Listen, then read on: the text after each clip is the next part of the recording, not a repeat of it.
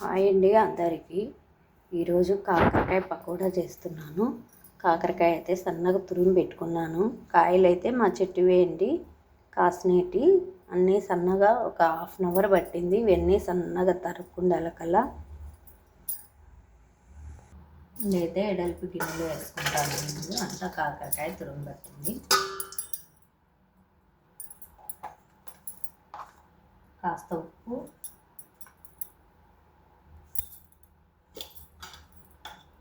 కొంచెం పసుపు,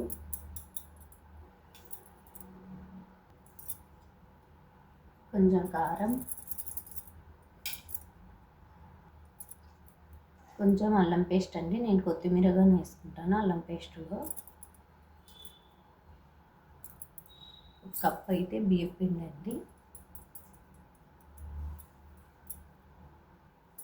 ఒక హాఫ్ కప్పు శనగపిండి,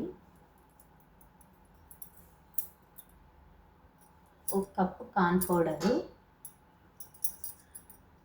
3 మిక్స్ కలుపుకోవాలి.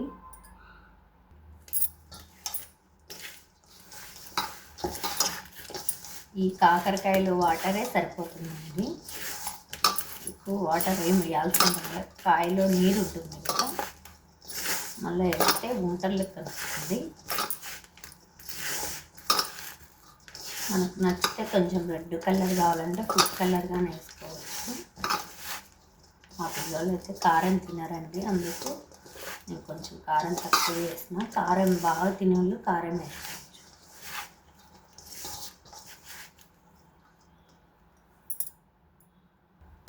కొంచెం అయితే చేతికి తడి చేసుకొని చల్లుకోవాలండి. వాటర్ కొంచెం గట్టిగా వచ్చింది, అంతా బాగా కలుపుకోవాలి.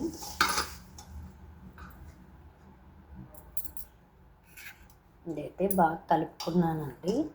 ఇప్పుడు డీప్ ఫ్రై చేయాలి. ఆయిల్ అయితే హీట్ చేస్తానండి, వేయించాలి. ఆయిల్ అయితే హీట్ అయిందండి. ఇట్లా ఒక్కొక్కటి వేసుకోవాలి. ఒక్కొక్క దండి కుప్పలు వేస్తే ఉంటల్లో కనిపిస్తుంది.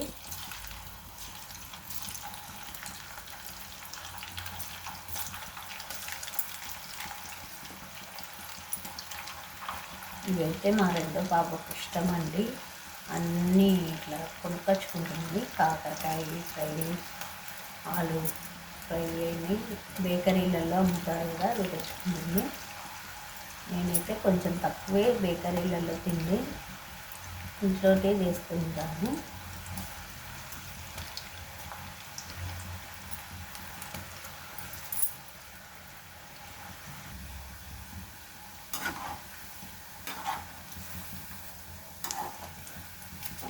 అయితే డ్రైగా వేయించుకోవాలి.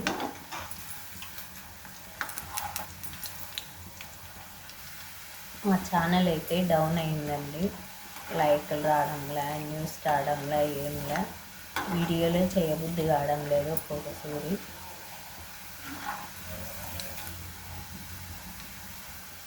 ఇవైతే ఏగినాయండి, తీస్తున్నాను.